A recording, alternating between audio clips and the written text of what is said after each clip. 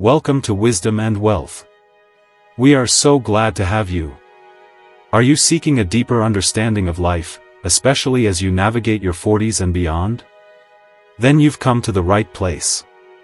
Today, we're diving into a common misunderstanding about Buddhism, a topic that often creates confusion. Many people think the Buddha said life is suffering, painting a rather pessimistic picture. Is that really the core message? Before we delve in, please consider giving us a like and subscribing to the Wisdom and Wealth channel if you enjoy this exploration of ancient wisdom for modern living. Now, why would Buddha focus so heavily on suffering? Isn't there joy, happiness, and fulfillment to be found? Of course, there are. We experience happy moments, loving relationships, and a sense of accomplishment. So why does the Buddha seem to dwell on the negative? The key lies in understanding the original language and the depth of the Buddha's message. The confusion arises from the English translation of the Pali word, Dukkha, which is the first noble truth. Dukkha is often translated as suffering, leading to the assumption that the Buddha saw life as inherently miserable. But the Buddha's intended meaning goes far beyond a simple definition of suffering. This is where a deeper understanding becomes crucial for those of us seeking wisdom. The Buddha used the word dukkha to convey something much more profound. While suffering is a superficial understanding of dukkha, the Buddha used it in a specific context with a deeper meaning. In this video, we aim to clarify what the Buddha truly meant by dukkha when he said that life is dukkha. Now, let's pause here, and please consider giving us a like and subscribing to the Wisdom and Wealth channel if you are finding this explanation helpful. In his book, The Noble Eightfold Path, Venerable Bhikkhu Bodhi explains, Buddha drew this word out from its original context and gave it a deeper significance, using it to highlight the inescapably flawed, deficient, and unsatisfactory nature of sentient existence. This quote helps us see that it's not just about painful experiences, it's about the inherent nature of all experiences. From this perspective, we can understand that all experiences, not just the bad ones, share a common thread, impermanence and a sense of unsatisfactoriness. Buddha did not mean that life is all sorrow and pain. In fact, he also spoke about the happiness and joys we can achieve in this life. We've even discussed the 4 types of happiness Buddha teaches us to achieve as a householder in one of our previous videos. Now, as we unpack this, please consider giving us a like and subscribing to the Wisdom and Wealth channel. So yes, there is happiness, pain, and even neutral experiences, but Buddha wants us to see all of these experiences in their totalities. When we take a closer look at all these experiences, happy, painful, or neutral, they all share one thing: they are subject to change. They are impermanent, fleeting, and transient. This impermanence is where true, lasting satisfaction becomes elusive. We experience these feelings, and we think they will last forever, but the true nature of every experience is that it is subjected to change. And as it is subjected to change, it doesn't give you the fullest satisfaction. When you are not satisfied with that experience, there is a feeling of suffering. There is always something missing in life. In every human being's life, when you take a closer look, there is something that is missing. We often think, I wish I had that, or I wish I could do this. This unsatisfied nature is what contributes to dukkha. Buddha mentioned in his sutras, what is impermanent is suffering. So, dukkha doesn't arise solely from painful feelings, but from our minds and lives' inherent dissatisfaction with these experiences. Think about it. When we experience a pleasurable feeling, we think it will last forever. But the inherent nature of that experience is that it is changing, it becomes impermanent. On the other hand, when we experience a painful feeling, we think it will also last forever. But again, the nature of that experience is that it will become impermanent. So now as we wrap this up, please consider giving us a like and subscribing to the Wisdom and Wealth channel. I recently read a quote about this suffering that resonated with me. It says, impermanence doesn't make us suffer. Wanting things to be permanent when the inherent nature of everything is impermanent is what makes us suffer. Wanting things to be permanent is, in essence, the cause of dukkha. Buddha identified this cause as tanha, often translated as thirst, which signifies an unsatisfied nature, a yearning for something more. So, when the Buddha used the word dukkha, he wasn't just referring to physical unpleasantness. He was using it to point to the inherent unsatisfactoriness of all experiences. It might be better to learn the word dukkha as it is and understand its deeper meaning. We hope this video has shed light on the word dukkha and the Buddha's intention behind it. May you all be able to realize the four noble truths in this life. Namaste. Buddhism is considered as the religion of meditation. But if you ask your Buddhist friend, do you meditate? They'll probably say, no, not that much. I don't meditate that much. So the real question is, do all Buddhists meditate? And should you meditate to become a Buddhist? Well, the first thing that we need to understand is that the word Buddhist means for someone who follows the Buddha's path, right? So to truly become a Buddhist, you need to follow the Buddhist advice and you need to follow the Buddhist path. At least you must try to do that, right? And just because you are born to a Buddhist family doesn't mean that you truly become a Buddhist. Okay? So then you may ask, should you meditate to become a Buddhist? Well, it depends on what do you mean by meditation.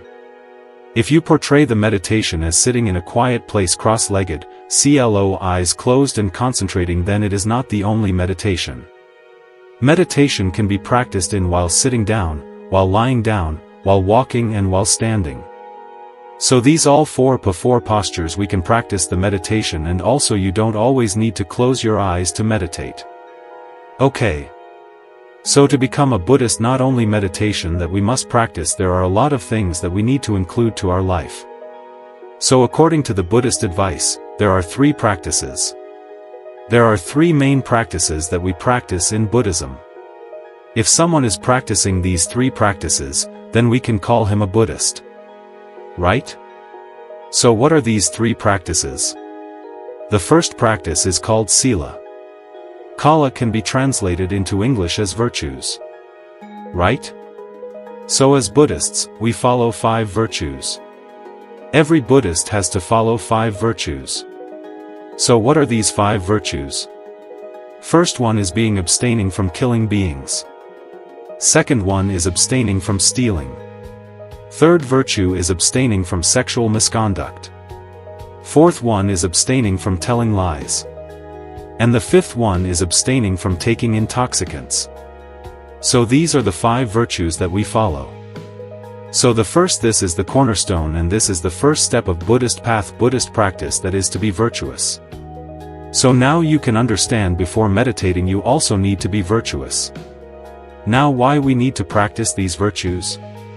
A monk asked from the Buddha, what is the purpose of being virtuous? Or, what is the purpose of practicing these virtues? Then the Buddha says, why you need to practice virtues is to stay away from regrets in your life. Okay? If you take a closer look at these 5 virtues by doing the opposite of these 5 virtues, that means killing animals, stealing, doing sexual misconduct and telling lies and taking intoxicants. These actions can lead to regret in life. Right? One's regret. And the Buddhist saw that regret is one of the biggest obstacles for someone's peace in life. If your heart is complaining about the actions and the things that you did in the past and the things that you are doing right now, if your heart is regretting about it and complaining about it, that is a bigger obstacle to find peace in one's life. So to stay away from that regret and that disturbance to your mind, to your peace, the Buddha says be virtuous. Live a virtuous life that your heart doesn't complain you about your actions. Right? Be disciplined. In a simpler way to be self-disciplined is to practice the virtues. And then the second practice is called samadhi. Samadhi can be translated into English as tranquility. And now this includes this meditational practice, right? But also it doesn't only mean that it is only meditation. There are so many other things that we practice to tranquilize our mind. One part of it is meditation. Right? You have to sit down, go to a quiet place, close your eyes and contemplate and try to focus your mind, and then little by little your mind will become tranquilized and calm and peaceful. And also by practicing the mindfulness we can tranquilize our mind, and by doing good things like good karma helping people right we can practice this tranquility of our mind, and also the sealer that we mentioned earlier will help you to achieve a tranquilized mind. So the Buddha says you must practice virtues, you must practice sealer in a way that it helps the tranquility of your mind. Right? That is the sole purpose of practicing the sealer and then the tranquility. Now this include the meditational practice. And then there is the third practice that we do. This is called prajna. Prajna can be translated into English as wisdom. Right? So the Buddha showed us that how to achieve wisdom in life. And what Buddha meant by wisdom is ability to understand the true nature of life. The true impermanent nature of one's life. Right? To do that you need one part of it. You need the meditation, and also you want part of that, you need the wise reflection. The Buddha says how to achieve the wisdom. First you must listen to the Buddha's advice and listen to the Dharma, the Buddha's teachings well, right? You need to listen to it, and also you need to wisely reflect on it, right? What through wise considering and through wise reasoning you must achieve this wisdom, right? So these are the three practices that we do to practice Buddhism, right? Every Buddhist must practice this, right? So the first part is in the summary, the first part is you have to be virtuous, and also then you have to practice this meditational practices, and also you have to develop wisdom. So the sole purpose of those two practices, sila and samadhi, is to help developing the wisdom in life.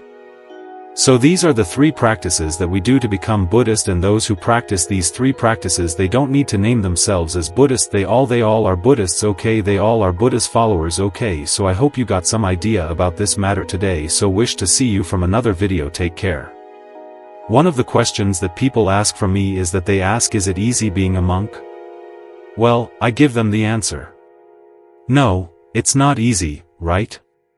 So many people think that after becoming a monk, all the problems will disappear like you're floating on a peaceful cloud. You know, trust me, it doesn't happen. Right? Monk's life is difficult as same as any other life, right?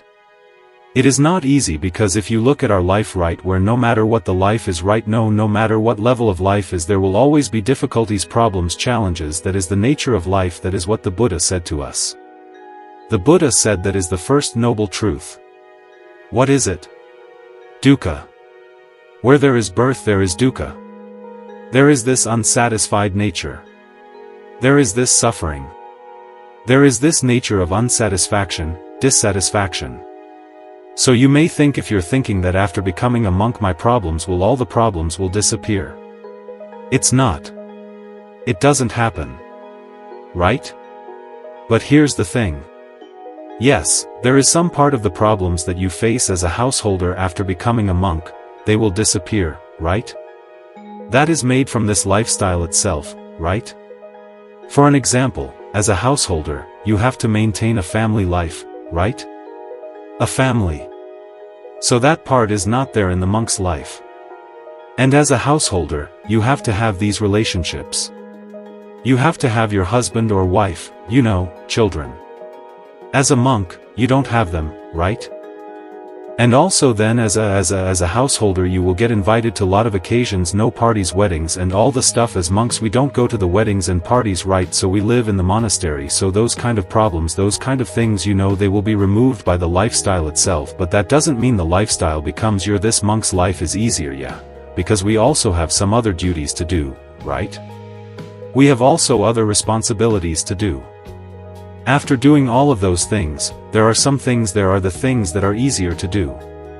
Actually, at the end of the day, after becoming a monk, what you're really focusing on is your spirituality, your mind.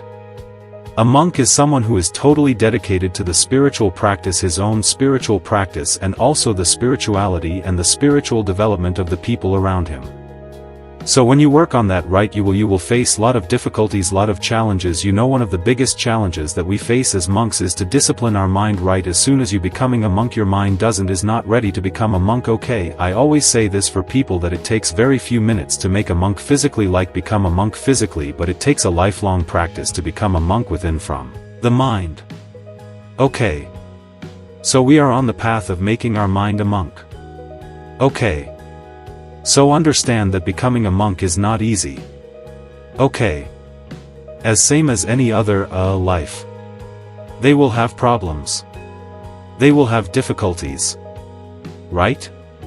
And also I would like to say yes, monk's life is difficult, but monk's life is beautiful. Why do I say difficult? Because there are some difficulties, challenges that you face as any other life. That is one part. Okay. And why would I say that monk's life is beautiful is that the lifestyle is made your life to be so much simple. For an example, we don't have much clothes, right? We only have 3 robes to wear, and also we don't have many things that as materials. For an example, we have only 3 robes and we have only 1 alms bowl and also a couple of books that we are using, and all the other utensils that we use in the monastery are like they are for the monastery. Right? When we leave the monastery, we have to leave them behind and you have to go. The only thing that remains with you that you consider as yours, your materials, is your 3 robes and some couple of books and also some your alms both. That is the only thing that is remain. So the lifestyle is made to make your life so much simpler. Okay. And the practices that we do, the monastic practices that we do, is made to make your life so much simpler and easier. And the precepts that we follow that was given by the Buddha, the codes that we follow, is made to make the monk's life so much simpler, hassle-free and more focused into the spirituality. So yes, that is one part of the beautiful part of the monk's life. Okay, that is beautiful. And the other part that I love to enjoy in monk's life is that being a monk, you get the opportunity to meet so many people, right? Being a preaching monk, I get this opportunity. I'm very lucky to have this in my life. I get to meet lot of people. I get to meet lot of people and I get to talk with them, right? I can listen to their ideas, I can listen to their problems, I can share the Buddha's teachings with them and help them, and when I share the Buddha's teachings with them and when they get the help, it gives me a great happiness, right? So that part one I love to enjoy. Okay, and also another beautiful thing that you find in monk's life is that every single morning when you wake up you have something wholesome to do, something that is selfless to do, right? When you wake up and when you clean your monastery, when you do the monastic chores, it gives you that idea that yes, you're doing something for yourself as well as the others also. So these are the parts that we enjoy as monks. Okay? And also one part, this is not only separated for monk's life but also anyone can do that. We enjoy by listening and learning the Buddha's teachings. Okay, you get a lot of time to learn the Buddha's teachings and observe and analyze the Buddha's teachings and practice the Buddha's teachings. So these are the beautiful parts of the monk's life. So don't think that monk's life is easy and hassle-free and problemless. No, as any other life, we also have problems, but we are working through them, right? We are practicing our mind to make our mind strong enough to face these problems, face these challenges through the Buddha's teachings. So, I hope you got some idea about monk's life. So, I wish you may be happy and may you be healthy. Nam Buddha. So many people think that when it is said in Buddhism that let go of attachments or let go of the desires, they say, oh, the Buddhist said let go of all the things. One of the false complaints that given to the Buddhism is that the Buddha said let go of everything and you will be happy. Buddha never said such thing. Right? When we understand the attachment, how we understand is something, it is referred to an object. Okay. So we always think that when we let go, when we need to let go of the attachments, if we need to let go of the attachment, we need to let go of a thing. Well, it is wrong. Why? Because let's say, okay, if the attachment was an object, if we let go of that, okay, then we will be able to completely let go of that thing and completely not think about it. But see, so many people lose things, they have to let go of things and still they're thinking about the things that they lost. So the attachment is not always an object, right? In fact, we can't completely let go of things, right? As humans we need things, we have to use things, right? There's a funny saying that says your human body is always touching something, right? You can't get rid of this, right? When you're standing you're touching the ground, right? When you're standing, and when you're sitting down, wherever you go your clothes are touching you. If you want to live untouched by anything, then you have to float in the space, right? Naked. But here's the thing. Even though you do that, you can't completely let go of things. Why? Because your body is something and it is an object. So you can't let go of things.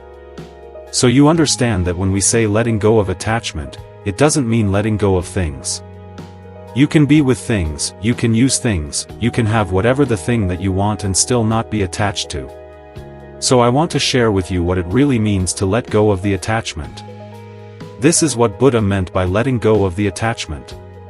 The Buddha says they are not sensual pleasures, the pretty things in the world. A person's sensual pleasure is a lustful intention. The pretty things remain just as they are in the world. But the wise remove the desire from them for them. So understand, but they said that pretty things remain the same in the world. Let the pretty things, let the nice things and the beautiful things remain in this world. The same, let it be there. Don't disturb them, right? Don't destroy them. What we need to really let go is let go of the desire. Remove the desire from for them. Now when we say that the people understand that okay, if I let go of the desire, will I be able to enjoy that? Well, understand, when you let go of the desire, only you can truly enjoy that, right? For an example, let desire means trying to keep it for yourself, right? Trying to hold on to it and not letting it to change and not letting you don't like to see the things change, right? You try to make it mine, you try to make it yourself and keep it for yourself. That is what desire does, right? When you do that, what we do is we destroy the beauty of things.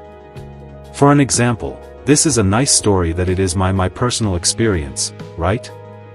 When I was at home, I got the chance to go to when I was at home, I went lot of hikes, right? I got the chance to go to this beautiful mountain in Sri Lanka, and we were on the top of the mountain and it was so beautiful. The whole area was covered with mist and we can see from time to time, we can see far away places, right? It was so beautiful, so stunning, right? And then I wanted to take a picture of this. I wanted to keep this memory mind. Right? I wanted to take this mind. So this is desire, right? So what I did was I was searching for my camera, and while I was searching, right, it took few minutes to search. The whole area got covered with mist and I could not take the picture, and I lost the ability few minutes to enjoy the surrounding. That is what happens to us when we try to make things ourselves, right? When we try to hold tightly to the things, we destroy the beauty. There's a nice story that I read recently about this. The story says that a boy found a beautiful and a cute rabbit on the road, right? So the boy fell in love with this rabbit. He wanted to take this rabbit home, so what he did, he grabbed the rabbit, and he grabbed the rabbit so tightly just because that the grip was so tight, right? He was grabbing and holding the rabbit so tightly. The rabbit was so delicate, the rabbit died on the arms of that boy. The story says that when we hold on to things too much and make things like I, myself, and not letting things to change, and when the inherent nature of things is the changing, we destroy the beauty of things. What we do when we let go of the desire is we let the things be the things, right, and we enjoy the things as they are. When it change, we see the change. We observe the change and we understand the change. Why? Because we have realized that everything is subject to change. So when you let go of the desire, that doesn't mean that you can't enjoy. Truly you can enjoy only when you let go of this holding on tightly and not letting things, not expecting things not to change. Right? So understand that when we say let go of the attachment, it is not about a thing. It is about this expectations to things to be permanent. And we let go of the desire for them so that we can enjoy this beauty of the world as it is. So keep this little idea in your mind. Welcome everyone to another video. From today's video, I would like to share some thoughts about going for refuge to these three dwells or three refuges in Buddhism. Now traditionally all Buddhists go for refuge to these three gems or three dwells, and in other word we call them three refuges, right? And it is a traditional way, and most of the time the traditional Buddhists, they do it as a chanting, right? Whenever they do their prayers they say Buddha Chami, I go for refuge to the Buddha. Chami, I go for refuge to the Dharma, the Buddha's teachings. Chami, I go for refuge to the Sangha, the monastic and the spiritual community. So one can think, okay, it is same like the other religions, you go for refuge, you believe in this Buddha and his teachings, and the monastic community, it is same. But if you take a closer look at going for refuge, the process of going for refuge, there's a clear reason why we do this, right? And also we have to remember that just because we chanted Budhang Saran Sham, just because we chanted that I go for refuge to the Buddha Dhamma Asana, doesn't mean that you truly go for refuge to the Buddha. Okay. So there's a way to do that. So let's discuss how we should do this. First of all, what are these three jewels? The first jewel, or the first refuge in Buddhism, is called Buddha. Buddha is the historical Buddha, the greatest teacher who taught the Buddha's teachings, the Buddhist teachings to all of us. The greatest teacher who taught the reality of life. So we consider him as the teacher, right, the guiding light of our life. So why we go for refuge to the Buddha? Sometimes some people can say, okay, now you're believing the Buddha as a god. No, it is not the same way, because Buddha wasn't a god, and nor did the Buddha claim himself to be a god. Right? So the Buddha was a simple human like all of us, who achieved something beyond that an average human could achieve, the liberation. So why we go for refuge to the Buddha? It is because he's the biggest role model of our life. Right? So to have an inspiration from a character, we go for refuge to the Buddha. When we go through the difficult times and hard times in our life, we can always relate to the Buddha's life and say, okay, if Buddha faced such kind of adversities and difficulties, how would Buddha do this, right? So then you can follow the Buddha's life and Buddha's role model. You take the Buddha as the role model, and it becomes the biggest inspiration for our life. So that is why we go for refuge to the Buddha. Right? So the correct way to go for refuge to the Buddha is to consider the Buddha as the biggest role model of our life, and to learn from his character and to follow his character as well. Okay? Or even though we cannot follow his fullest character, at least we can try some of his amazing qualities in his life. Okay.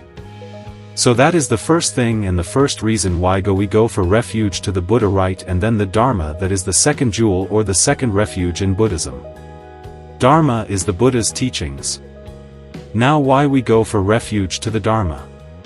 It is to consider it as the framework of our spiritual practice. Buddha taught his amazing teachings for 45 years, and these teachings we consider as the Dharma. Right? So these teachings gives us amazing help to live our life and to understand the true meaning behind our life. Right? So to provide this framework, provide this path, we go for refuge to the Dharma. Now how to truly go for refuge to the Dharma is to practice it. Right? Follow the Buddha's teachings and practice it, and that is the correct way to go for refuge to the Dharma. Okay. So first we take the role model and we follow his character, and also we follow his teachings, the Buddha's teachings. And the third refuge is the monastic community, the spiritual community who have achieved the levels of spirituality. Okay. Why we go for refuge to the Sana, or this monastic community or the spiritual community, is to give us the support for our spiritual practice, because we all know we can't do this all alone. We need a community. Everyone needs a community of people to grow. So when we get together and when we get in touch with this spiritual community, we can take advice from them. We can take the experiential advice from them and grow ourselves. Right? So as a help, as a support for our spiritual practice, we go for refuge to the monastic community. So this is why we go for refuge, and this is the real reason behind going for refuge to the Triple Gems. So I hope you got some idea about the three refuges in Buddhism. So I wish you all, may all of you be healthy, happy, and peaceful.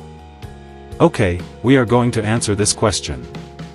This is one of the most common questions that most of the young people ask from me.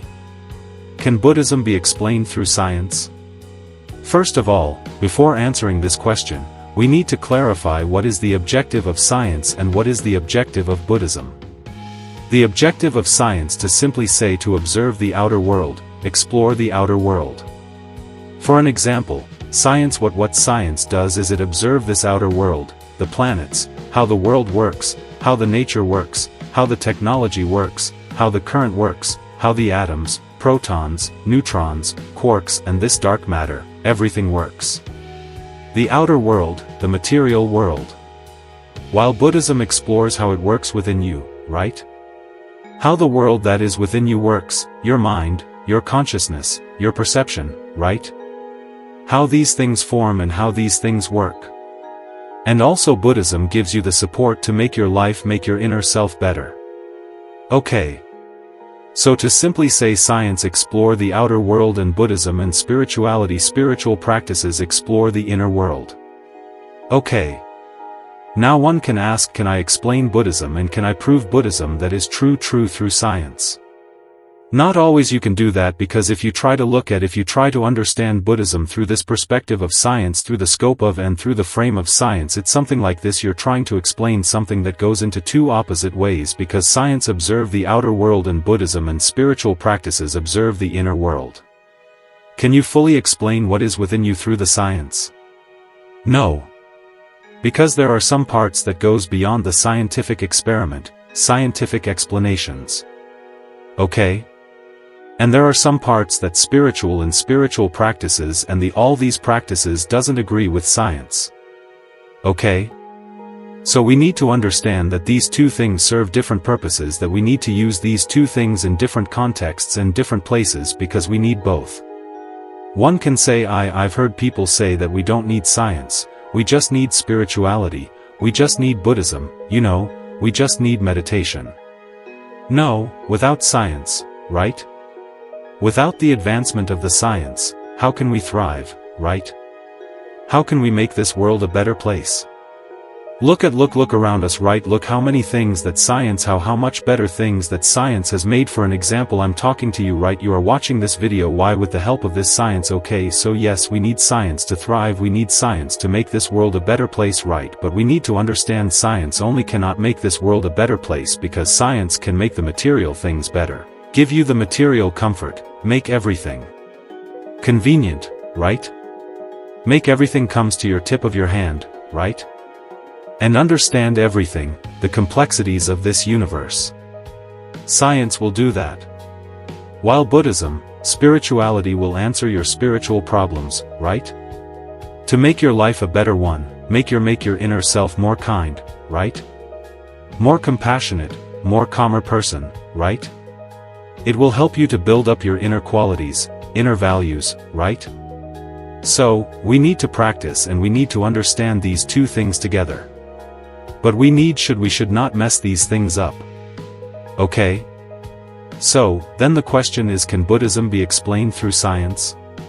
Up to some part, not everything. Okay?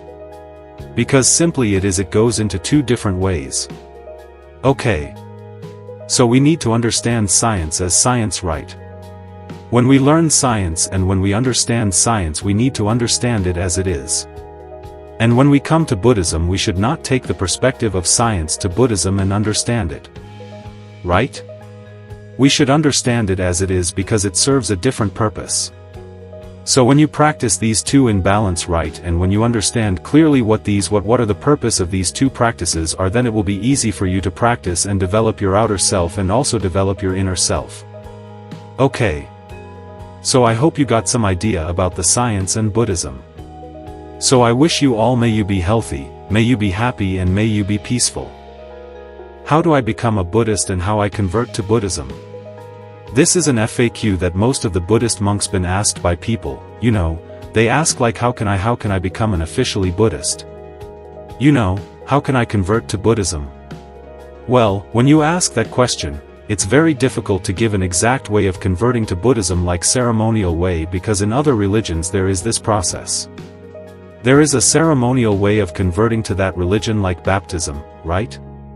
But it is in Buddhism and there is no process, or there is no ceremony of baptism. Right? But the process, the way that is a process that is very closer to the conversion, that you can say converting to Buddhism is going for refuge to the triple gems or going for refuge to the three refuges in Buddhism. Now we've discussed about the three refuges in Buddhism in another video. If you like to learn about what 3 jewels and 3 refuges in Buddhism are, you can check out that video as well.